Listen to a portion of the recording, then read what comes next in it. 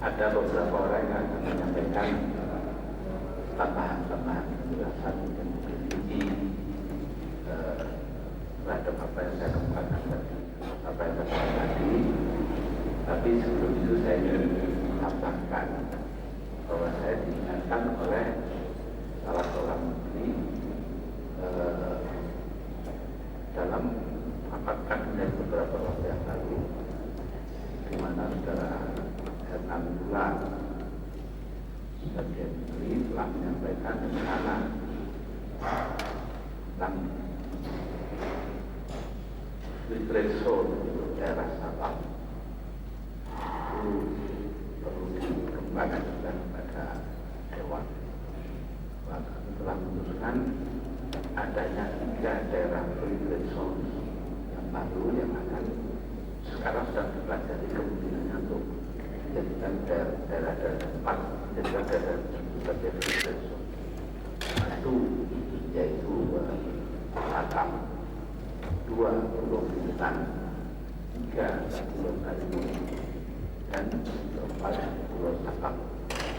Diharapkan dengan adanya daerah-daerah tersebut menjadi daerah bebas akan menjadi perkembangan yang baik bagi peningkatan ekonomi daerah-daerah tersebut, dan nantinya akan disusul dengan penempatan atau pembuatan lapangan kerja yang baru di tenaga-tenaga kerja.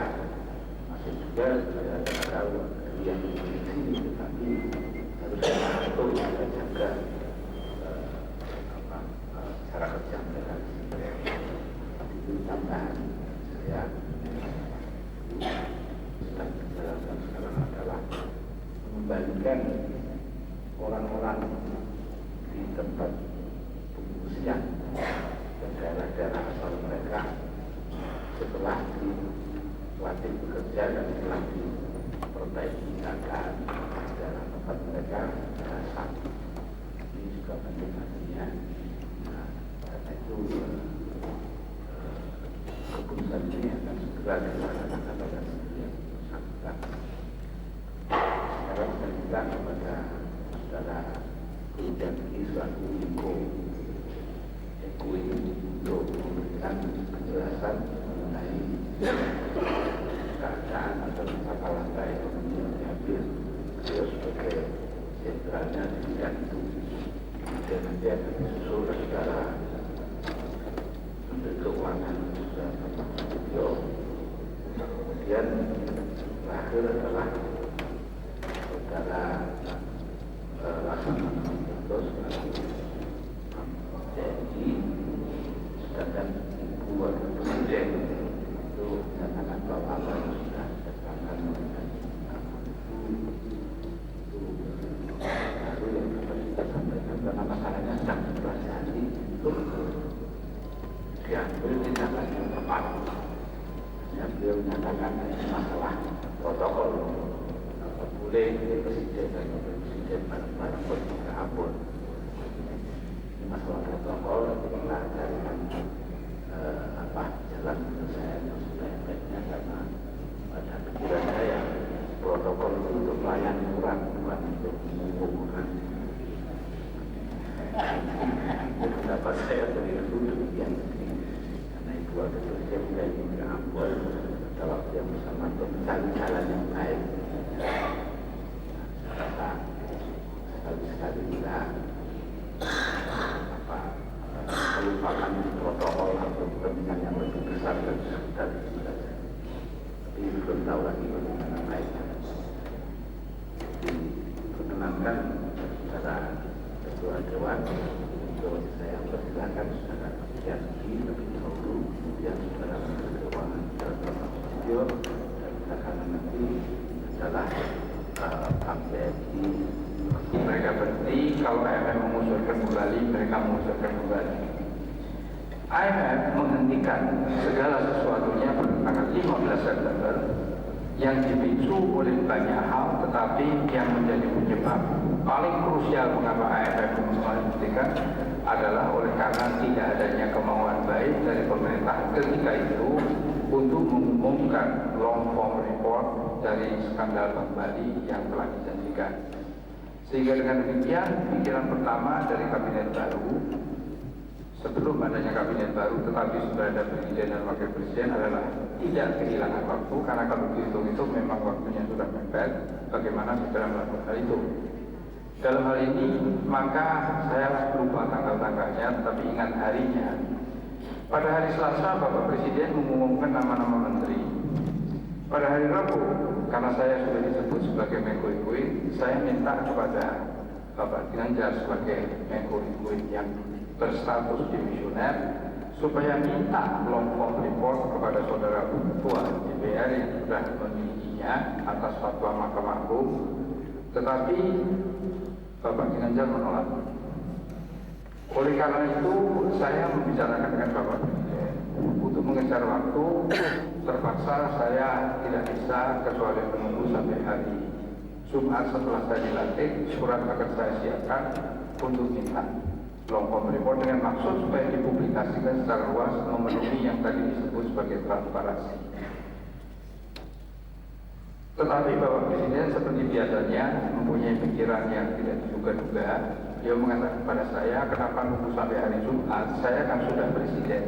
Biar saya saja sebagai presiden yang menulis surat pada hari Kamis pagi. Hari Kamis pagi menulis surat kepada saudara Ketua DPR untuk minta, tetapi saudara Ketua DPR ternyata mempunyai agenda lain di DPR yang mengatakan sudah membentuk komisi bersama, komisi 2 dan 9, dan melakukan pembicaraan yang target penyelesaiannya baru tanggal 15. Dengan demikian, pemerintah dihadapkan pada suatu dilema besar. Kalau sampai menunggu sampai tanggal 15, kita akan keburu, segala-galanya akan terlambat. Untunglah ketika itu setelah berpikir lagi muncul suatu pikiran, loh, yang punya long form report itu kan dua, yang satu DPR, yang satu polisi. DPR berpendirian ketika itu oleh karena neben dan tidak unter ke unter, oleh karena sama dan saja, maka DPR tidak akan memberikan kepada pemerintah. DPR mempunyai agenda sendiri, dan kalaupun DPR memutuskan untuk memberi disclosure, mengumumkan, maka baru tanggal 15 Desember.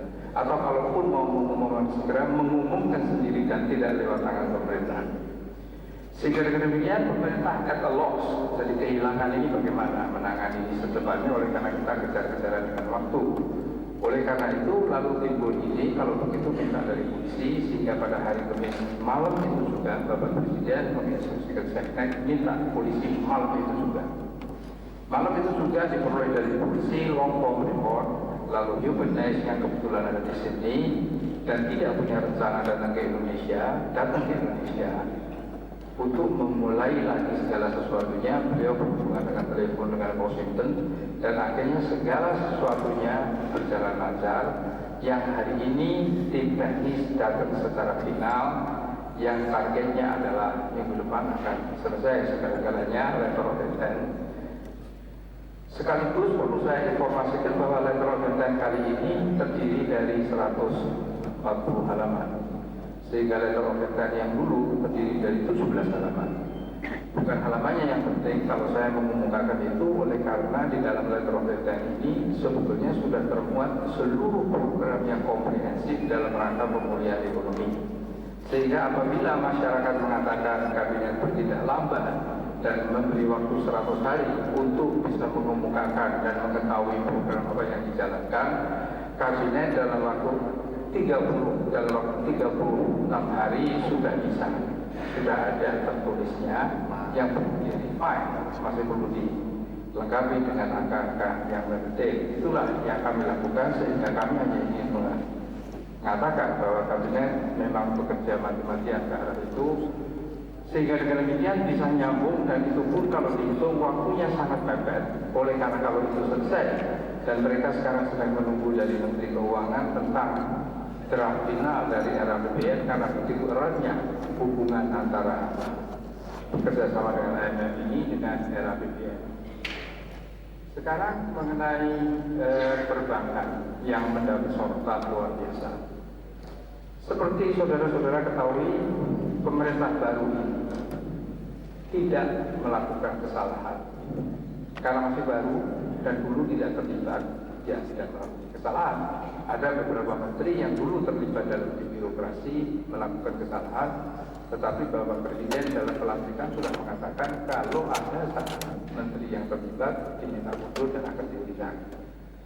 Tetapi yang ingin saya katakan dan ingin saya tekankan adalah pemerintah baru ini ternyata mewarisi suatu kebobrokan ekonomi, suatu kebangkrutan ekonomi yang luar biasa besarnya, dan kalau dibuka satu persatu akan menyangkut sangat banyak orang, dan oleh karena itu akan kami berikan gambarannya sedikit untuk kemudian justru kita masukan dari DPR apakah itu harus dilakukan dengan risiko akan terjadinya goncangan-goncangan yang luar biasa dari masyarakat, atau solusinya bagaimana. Ini yang saya kira oleh Bapak Presiden sudah dimaksud supaya ada suatu pertemuan berkala. Modus operandi berbagai macam, akan tetapi kira-kira adalah sebagai berikut. Orang mendirikan bank dalam rangka makro yang dengan 10 miliar sudah bisa mendirikan bank, berdirilah ratusan bank. Banknya dibuat sangat mentereng sampai orang-orang percaya kepada bank itu dan menyerahkan uang di bank itu. Bank itu dipakai oleh pemilik bank untuk membiayai perusahaan-perusahaannya sendiri, sehingga waktu memberikan kredit kepada perusahaan-perusahaan sendiri, perusahaan itu tidak mempunyai modal sendiri. Sudah tidak punya modal sendiri, ketika memberikan kredit dari banknya sendiri kepada perusahaan sendiri, nilainya digelembungkan. Dan sisa penggelembungannya itu ditransfer ke luar negeri, disimpan di dalam deposito cash dalam bentuk dolar. Jumlahnya luar biasa besarnya. Perusahaannya yang di Indonesia bangkrut lalu diserahkan kepada negara dan sekarang menumpuk di BBPN. Ini yang perusahaan-perusahaan swasta melalui bank. Konglomerat yang namanya besar-besar, yang selalu mendapat berita yang hebat dari pers, itu ternyata mempunyai utang kepada bank-bank BUMN yang jumlahnya juga luar biasa, dan yang sampai saat ini kami masih belum berhasil sepenuhnya untuk menerima aksesnya. Oleh karena yang saya katakan mewarisi kebobrokan yang luar biasa, dan pewarisan itu tidak dalam bentuk uang, tetapi kami mewarisi kebobrokan mental, kebobrokan akhlak, sehingga walaupun pada jajaran kabinet menteri-menterinya jujur, akan tetapi tidak terlampau mudah untuk mendapat cooperation, mendapat kerjasama dari bawahan untuk memberikan suatu transparansi yang diminta oleh saudara ketua Dewan tadi. Jadi itulah gambarannya, dan ini sekarang sudah terbukti, yaitu bahwa bank-bank itu mempunyai utang yang jumlahnya sampai ada yang puluhan triliun, ada yang 7 triliun, yang 9 triliun seperti teks Mako kira-kira ada 12, banyak sekali. Jadi sehingga dengan demikian maka kita sekarang dihadapkan pada suatu dilema yang besar, yang IMF pun tidak bisa memberi jawaban. Di dalam perundingan kami mengatakan kepada IMF bahwa IMF itu mengatakan tonggak dari reformasi, tonggak dari pemulihan ekonomi itu ada dua. Yang satu adalah transparansi, yang kedua adalah law enforcement, penegakan hukum. Lalu saya katakan kepada IMF bahwa yang transparansi bagian swasta itu sudah ada di IBRA, di BBBN, dan di situ transparansinya menunjukkan dua hal. Yang satu adalah pelanggaran legal lending limit yang luar biasa dan begitu kasarnya, sehingga ada pasalnya di dalam undang-undang perbankan, ada pasalnya, ada hukumannya. Pelanggaran kedua adalah penggelembungan aset ketika mendapatkan kredit. Aset hanya bisa digelembungkan kalau dokumen dipalsukan. Membeli barang 100 miliar, kuitansinya 300 miliar, yang 200 miliar dikantongin sendiri. Berarti mesti memalsukan dokumen kuitansi. Itu adalah crime, fraud, tindakan kriminal. Karena sekarang sudah jelas siapa orangnya, siapa perusahaannya, itu sudah jelas ada di tangan BBBN. Karena sudah ada transparansi, bagaimana dengan law enforcement? Apa semuanya harus dimasukkan penjara? Ketika ditanya itu, IMF sendiri mengatakan ya tidak, sebab kalau itu dilakukan maka tidak akan bergerak ekonomi ini, karena semua business people akan masuk di dalam penjara. Nah, ini adalah suatu dilema yang kami mohonkan kepada saudara-saudara anggota Dewan untuk ikut memikirkan bagaimana memecahkan masalah yang besar ini. Kemudian tentang skandal-skandal tadi sudah saya katakan bahwa jumlah kredit macet yang ada di BPJS, perusahaan-perusahaan yang punya kredit kemudian kreditnya macet itu ada 180.000. Kalau semua BUMN ditambah dengan perusahaan-perusahaan swasta yang di atas kertas sudah menjadi milik negara karena sudah ada di tangan BPJS, itu meliputi 80% dari produktif besar seluruh bangsa ini, sehingga dengan demikian tanpa sadar ditinjau dari sudut kepemilikan perusahaan, kita sudah menjadi negara komunis. Sehingga dengan demikian, oleh karena kita tidak mau negara komunis, kita percaya pada mekanisme pasar, dan arah pertama dari Bapak Presiden adalah segala sesuatu harus dilakukan oleh masyarakat sendiri. Tugas pemerintah adalah mempertahankan peace and order, ketertiban dan lain-lain, sebagai suasana yang kondusif. Karena itu ini harus diampuh, harus diudari, harus diselesaikan secepat mungkin. Dalam menyelesaikan yang secepat mungkin ini, ternyata penggelembungannya itu mengakibatkan kerugian yang luar biasa kepada pemerintah. Oleh karena walaupun di dalam neraca tercantum suatu angka tertentu yang cukup tinggi, akan tetapi ketika neraca yang sama diberikan kepada JP Morgan dan Lehman Brothers untuk dilakukan penelitian investigatif yang namanya due diligence, maka nilainya merosot hanya sampai 20 dan 40%. Sehingga dengan demikian terjadi suatu selisih yang ratusan triliun jumlahnya, yang tidak ada jalan lain oleh kecuali harus itu di-spread out, diamortisasi di dalam anggaran negara, dan anak cucu kita, para pembayar pajak kita yang tidak berdosa yang akan membayar.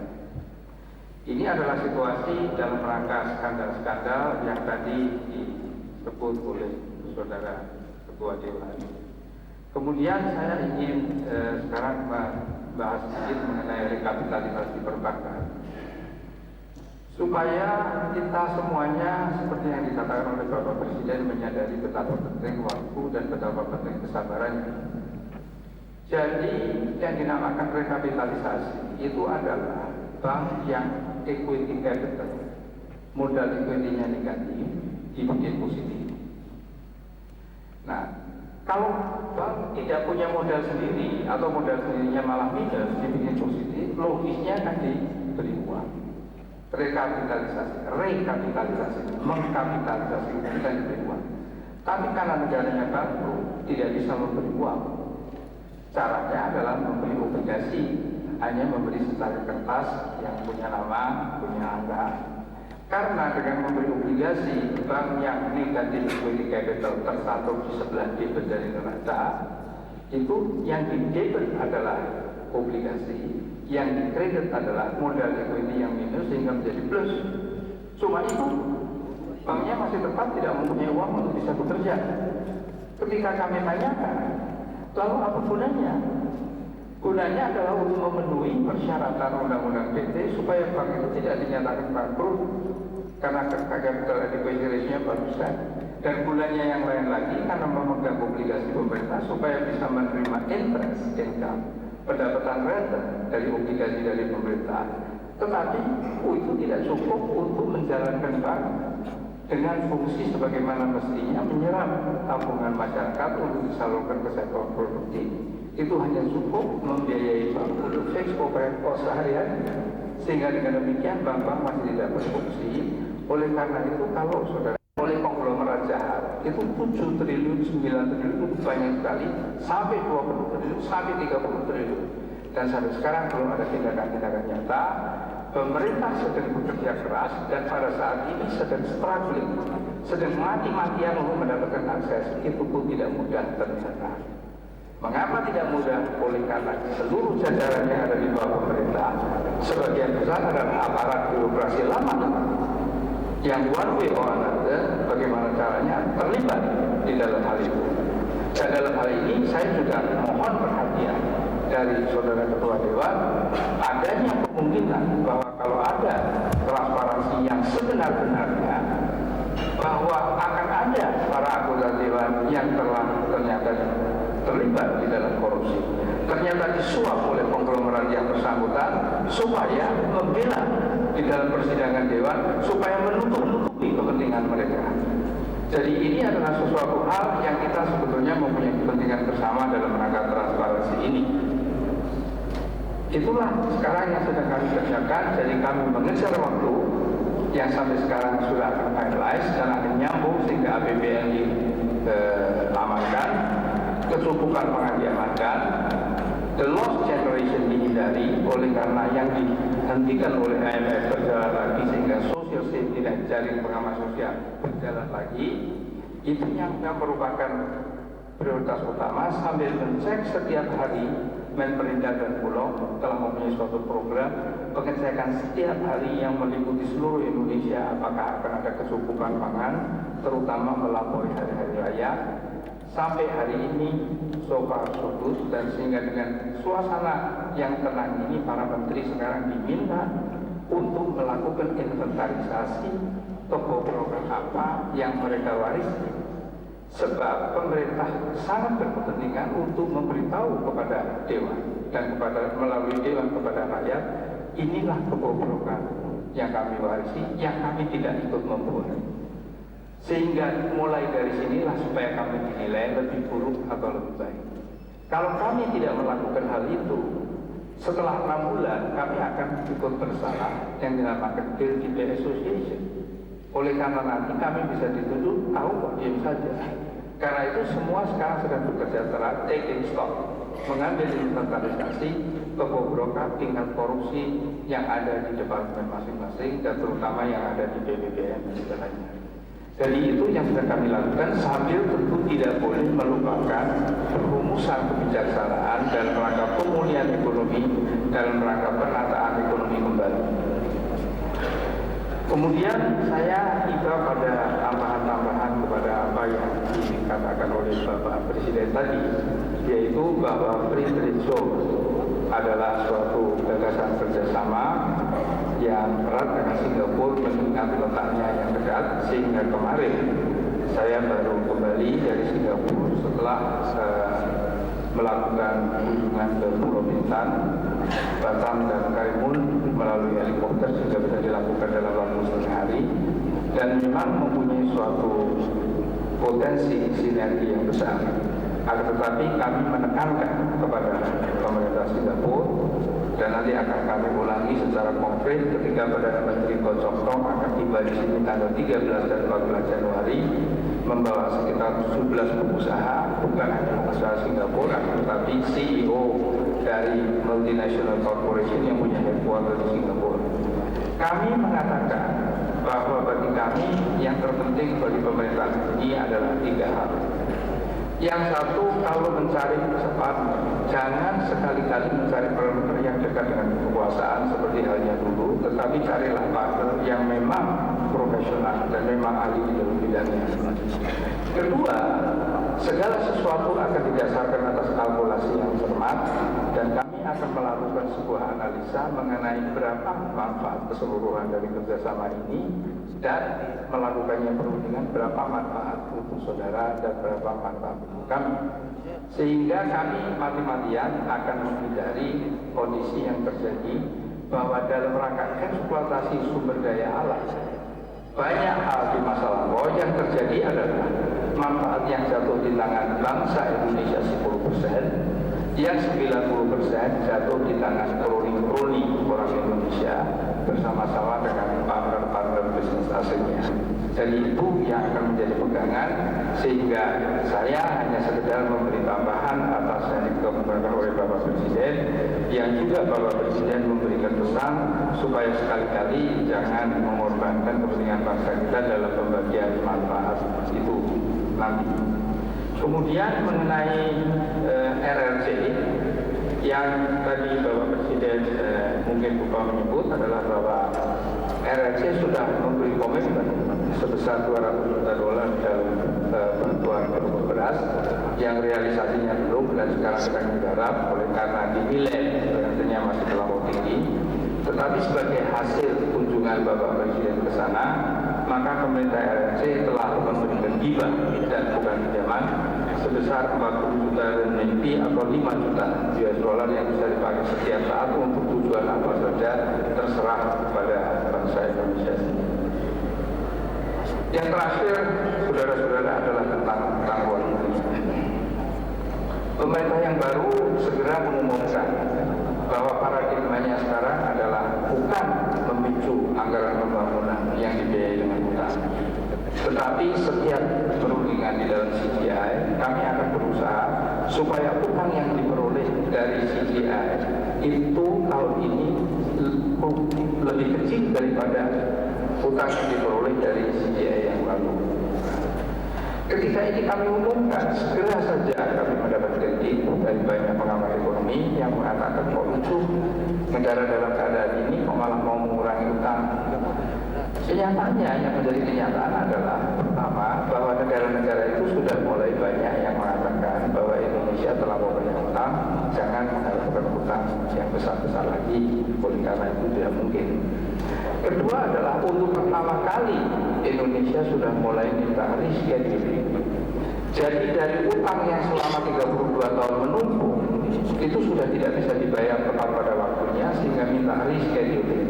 Kalau kita minta rescheduling penjadwalan kembali, konvensi internasional adalah harus melalui Paris Club yang sangat berbelit-belit dan menyakitkan karena sikapnya yang korban dan kita seperti dipelonco. Kita sedang mengalami itu sekarang dan mungkin akan mengalami untuk kedua kalinya dan untuk ketiga kalinya. Lalu kemudian walaupun utang itu baik, bisa dibikin produktif, bisa mempercepat pembangunan, tetapi segala sesuatu yang baik ada batasnya. Nah, batas itu sudah jelas dilampaui oleh karena utang luar negeri Indonesia sudah lebih dari 100% PDB. Lebih dari 100% PDB. Sehingga dengan demikian kebijakan mengurangi utang dan gagasan Menteri Keuangan yang mulai meminjam dalam negeri dengan menerbitkan obligasi yang juga mendapat kritikan, itu latar belakangnya adalah mengurangi utang luar negeri. Mengapa? Karena ada perbedaan yang sangat mendasar utang kepada bangsanya sendiri dan utang ke luar negeri. Kalau utang kepada bangsanya sendiri tidak akan memberatkan generasi yang akan datang. Mengapa? Karena generasi yang akan datang mewarisi obligasi dari orang tuanya, sehingga dia mewarisi kekayaan dan dia pun mendapat interest income yang diambil sebagai pajak diberikan kepada mereka yang memenuhi obligasi. Jadi kalau ditinjau dari seluruh bangsa itu dari kantong kiri ke kantong kanan. Tetapi kalau utang kepada luar negeri, bangsa Indonesia bekerja mati-matian untuk memberikan interest income pendapatan bunga kepada bangsa-bangsa yang ada di luar negeri. Jadi ada perbedaan yang menonjol yang oleh Indonesia selama ini tidak pernah dilaksanakan dan sekarang baru kami rintis. Maka kami menekankan bahwa urusan ini adalah urusan tekad mengurangi kredit luar negeri dan tekad untuk mulai merintis instrumen baru utang kepada bangsa sendiri. Sekaligus dengan demikian kami menjawab kritik-kritik yang ada di media massa mengenai masalah utang ini. Saya kira saya sudah mencakup berbagai masalah dan memberikan suatu gambaran kasar tentang garis-garis besar apa yang kami lakukan sampai saat ini. Banyak terima kasih.